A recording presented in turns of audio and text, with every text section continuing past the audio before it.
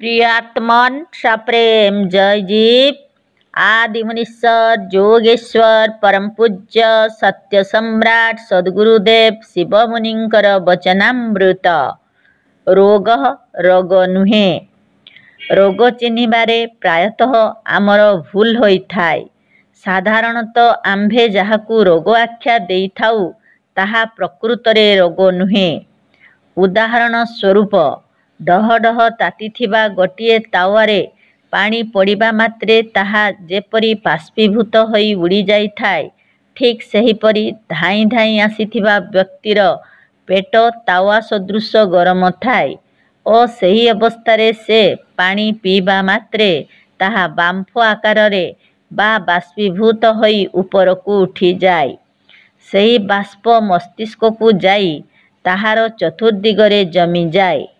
प्राकृतिक नियम अनुसारे कौनसी विजातीय परमाणु बा कीटाणु शरीर मध्यरे रही पारंती नहीं। कौनसी विजातीय परमाणु बा कीटाणु शरीर मध्यकू प्रवेश करिबा ही रोग। भोजन आदि द्वारा जेउ विजातीय परमाणु गुड़िक शरीर मध्यकू प्रवेश करिथांती, शरीर मध्यस्थ स्वजातीय परमाणु सेगुड़िक परिपाक क्रिया द्वारा निज सदृश करि नेई थांते। सेथिरु जेतिकी अंश रही जाए ताहा बाहरकू निष्कासित होई जाइथाय। एहा शरीरर प्राकृतिक स्वाभाविक एवं ईश्वर दत्त धर्म। एहाई जीवर लक्षण। शरीर मध्यकू अधिक विजातीय परमाणु प्रवेश करिगले शरीर मांदा मांदा दुखी एवं रोगग्रस्त जना पड़े। पूर्वोक्त लेखानुजाई अधिक बाष्प मस्तिष्करे ठूल हेले प्राकृतिक प्रक्रिया रे सेगुड़िक पानी होई नासिका द्वारा बाहरकू बाहरिबा आरंभ करि दिए। नाक आड़ू पानी बाहरिबा देखी लोके थंडा बा सर्दी रोगटिए धरि नेला बोली भाबी थांती, किंतु प्रकृतरे एहा शरीररू समस्त रोग बाहर करिदेबार एक प्राकृतिक क्रिया। घरर चाकर घरकू उत्तम रूपे धोई निर्मल करी घरर समस्त विकार बा आवर्जना नला बाटे पदाकू बाहर करि देइथाय। उक्त प्रक्रिया को देखी भयभीत होई घर काले खराब होई जिवो आशंका करिबा, सीमेंट देई नला बंद करि देबा ओ घर चाकरर कान मोड़ी ताकू अंतर करि देबा, जहा प्रकृति बा जीवनी शक्ति शरीर मध्यरे जमा होई रहिथिबा रोगकू बाहर करि देबा प्रक्रिया को देखी मते रोग आक्रमण कला आशंका करिबा, सर्दी धरि नेला भाबी कौनसी अनाड़ी चिकित्सकंक पाखकू जाई औषध खाइबा सेया। औषध सेवन करिबा द्वारा सर्दी बंद होई जाए। विजातीय जल बा बाष्परुद्ध होई जिबा द्वारा मस्तिष्क ओजनिया होई जाए। मस्तिष्क शरीरर राजा। सेही स्थान को विजातीय परमाणु गुड़िक प्रवेश करिबा द्वारा मस्तिष्करे वेदना अनुभव होइथाय ओ ज्वर बढ़िबारे लागे। जेउ विकार नाक रास्ता देई पदाकू बाहरी जाउथिला ताहा जमाट बांधी कफरे परिणत होई श्वासनली रे छंदी जाती। फलस्वरूप काश आरंभ होई जाए। एहाकू लोके रोग भावी भयत्रस्त होई जाती एवं ओलोटा औषध सेवन करिबा द्वारा धीरे धीरे रोगर अभिवृद्धि घटी थाए। ठीक एहिपरि जेतेबेले भोजन आवश्यकतारू अधिक होई जाए, शरीर ताकू हजम करि न पारी चंचल निष्कासन करिबा आरंभ करि देइथाय। एहाकू लोके झाड़ा रोग नामरे अभिहित करिथांती।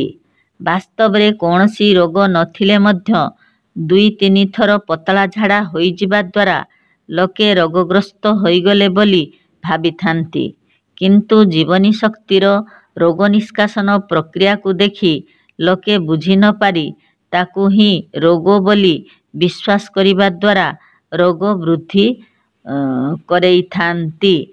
ରୋଗ ବା ବ୍ୟାଧି ବାସ୍ତବରେ କିଛି ନାହିଁ, ଏହା ଜୀବନୀ ଶକ୍ତିର ସୁବନ୍ଦୋବସ୍ତ। କିନ୍ତୁ ଲୋକେ ଏହାକୁ ରୋଗଜ୍ଞାନ କରିବା ଦ୍ୱାରା ହିଁ ରୋଗ ସୃଷ୍ଟି କରିଥାନ୍ତି। ଯଦି ଏପରି ପରିସ୍ଥିତି ଉପୁଜେ, ଡରିଯାଅ ନାହିଁ, ପ୍ରସନ୍ନ ରୁହ, କିଛି ହେବ ନାହିଁ।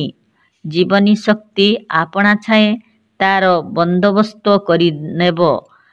ଆମ୍ଭର କହିବାର ଅର୍ଥ ଏହା ନୁହେଁ ଯେ ତୁମ୍ଭର ଆତ୍ମା କହିବା ପରେ ମଧ୍ୟ ଉତ୍ତମ ଏବଂ ଉଚିତ ଔଷଧ ସେବନ କର ନାହିଁ। ଔଷଧ ସେବନ କରିବା ବହୁ କାଳରୁ ମନୁଷ୍ୟ ସମାଜର ଅଭ୍ୟାସରେ ପରିଣତ ହୋଇଯାଇଛି। ସଂସାରରେ ଅନେକ ଅଯୋଗୀ ଏବଂ ଅଜ୍ଞାନୀ ଅଛନ୍ତି। ସେମାନେ ଔଷଧ ସେବନ ନ କଲେ ରୋଗ ବୃଦ୍ଧିର ଚିନ୍ତା ତାଙ୍କ ଭାବନାକୁ ଢାଙ୍କି ରଖିବ ଓ ସେହି ଚିନ୍ତା ଅତ୍ୟନ୍ତ ହାନିକାରକ। ଅଖିଳ ଭୂମଣ୍ଡଳୀୟ ସର୍ବଶିରୋମଣି ମୁନି ସମାଜର ଦୀକ୍ଷା ନେଇନଥିବା ବା ସାଧନ କରୁନଥିବା ଅବିଶ୍ୱାସୀ, ଅଯୋଗୀ ଏବଂ ଅଜ୍ଞାନୀ ଲୋକେ ଔଷଧ ସେବନ କରିପାରନ୍ତି, କିନ୍ତୁ ସେମାନଙ୍କର ଜାଣି ରଖିବା ଉଚିତ ସେମାନଙ୍କୁ କୌଣସି ରୋଗ ହୋଇନାହିଁ। କିନ୍ତୁ ନ ବୁଝି ନ ଜାଣି ଔଷଧ ଖାଇବାଠାରୁ ବରଂ ନ ଖାଇବା ଭଲ। ଶତକଡ଼ା 99 ଲୋକ ଏହିପରି ଔଷଧ ସେବନ କରି ନିଜର ରୋଗ ବୃଦ୍ଧି କରିଥାନ୍ତି। 99% ଡାକ୍ତର, କବିରାଜ ମଧ୍ୟ ଔଷଧ ଦେଇ ରୋଗ ହ୍ରାସ କରାଇବା ପରିବର୍ତ୍ତେ ବୃଦ୍ଧି କରାଇଥାନ୍ତି। ଡାକ୍ତର, କବିରାଜ ଓ ଚିକିତ୍ସକମାନଙ୍କୁ ଯଦି ଏ ସଂସାରରୁ ନିର୍ବାସିତ କରିଦିଆଯାଏ, ଦେଖିବ ସେହି ଦିନ ଧରାପୃଷ୍ଠରେ ଅର୍ଦ୍ଧେକ ରୋଗ କମିଯିବ। ପୂର୍ବୋକ୍ତ ପ୍ରକାରର ଚିନ୍ତା କରିବା ଓ ଭୟଗ୍ରସ୍ତ ହୋଇଯିବା ଦ୍ୱାରା ଲୋକଙ୍କର ରୋଗ ବୃଦ୍ଧି ଘଟିଥାଏ ଏବଂ ସେମାନେ ବଳହୀନତା ଓ ପାଣ୍ଡୁରତାର ଶିକାର ହୋଇଥାନ୍ତି। ଔଷଧ କ୍ରିୟା ମଧ୍ୟ ବିଶ୍ୱାସ ଉପରେ ନିର୍ଭର କରିଥାଏ। ହୋମିଓପାଥି ଔଷଧ କଥା ଭାବନ୍ତୁ, ସେଥିରେ ପ୍ରକୃତରେ କେତେ ଅଂଶ ଔଷଧ ଥାଏ?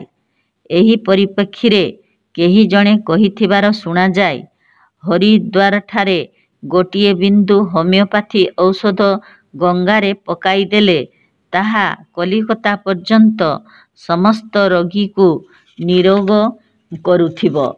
ଚିନ୍ତା କରିବାର କଥା, ହୋମିଓପାଥି ଔଷଧ ସେବନ ଦ୍ୱାରା ବହୁ ଲୋକ ସୁସ୍ଥ ମଧ୍ୟ ହେଉଛନ୍ତି। ଲୋକେ ଜାଣନ୍ତି ନାହିଁ ଯେ ସେମାନେ ଆପଣା ଛାଏଁ ଭଲ ହେଉଛନ୍ତି ଏବଂ ନାମ ହେଉଛି ଔଷଧର।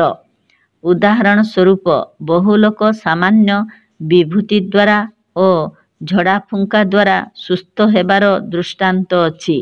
ପ୍ରକୃତରେ ଲୋକଙ୍କର ସୁସ୍ଥ ହେବାର ଆବଶ୍ୟକତା ଥାଏ, ଯାହାକି ସେମାନେ ହୋଇପାରିଥାନ୍ତେ, କିନ୍ତୁ ବିଶ୍ୱାସ ଓ ସନ୍ତୋଷ ନିମନ୍ତେ ଗୋଟିଏ ନିମିତ୍ତ ଦରକାର। କେବଳ ଏତିକି ନୁହେଁ, ଉପରୋକ୍ତ ଦୃଷ୍ଟାନ୍ତରୁ ଏହା ପ୍ରମାଣିତ ହେଉଛି ଯେ ବାସ୍ତବରେ ରୋଗ ବୋଲି କୌଣସି ବସ୍ତୁ ନାହିଁ। ଏହା ମନୁଷ୍ୟକୃତ ନିଜସ୍ୱ ଭାବନା ବା କଳ୍ପନା ମାତ୍ର। ବାସ୍ତବରେ ରୋଗ ମନୁଷ୍ୟର ଭ୍ରମ ବ୍ୟତୀତ ଅନ୍ୟ କିଛି ନୁହେଁ। ଗୋଟିଏ ଅସ୍ତିତ୍ୱ ଶରୀର ମଧ୍ୟରେ ଆଦୌ ନାହିଁ। ମନେରଖ, ଯେପରି ଘୋଡ଼ାରୁ କେବେ ଗଧ ଜନ୍ମ ହୁଏନା, ଠିକ୍ ସେହିପରି ଈଶ୍ୱରଙ୍କ ନିକଟରୁ ଈଶ୍ୱର ହିଁ ସୃଷ୍ଟି ହୋଇଥାନ୍ତି। ତୁମ୍ଭେ ଈଶ୍ୱରଙ୍କ ସନ୍ତାନ, ଏଣୁ ତୁମ୍ଭେ ମଧ୍ୟ ଈଶ୍ୱର। ନିରୋଗ ନିରାମୟ ପିତାଙ୍କ ପୁତ୍ର କଦାଚ ରୋଗୀ ହୋଇନପାରେ। ତୁମ୍ଭର ଏହି ଆତ୍ମା ଶକ୍ତିକୁ ସ୍ମରଣ କର। ସେହି ନିରାମୟ ନିର୍ବିକାରଙ୍କ ପୁତ୍ର ରୋଗୀ ହୋଇନପାରେ। ରୋଗର ଭାବନା ମନରୁ ତ୍ୟାଗ କର ଏବଂ ତୁମ୍ଭେ ନିରୋଗ, ନିରାମୟ, ନିର୍ବିକାର ବୋଲି ପ୍ରତ୍ୟେକ ଚିନ୍ତନ କର। ପ୍ରତ୍ୟେକ ଦିନ ଶୁଭ ଭାବନା କର।